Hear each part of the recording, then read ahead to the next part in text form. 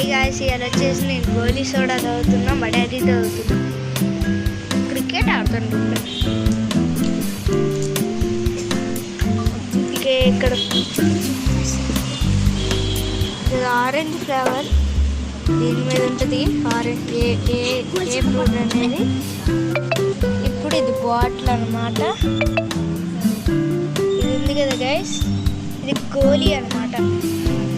ఇట్లా పెట్టి ఇట్లా కొట్టడమే. కొట్టు చిట్టి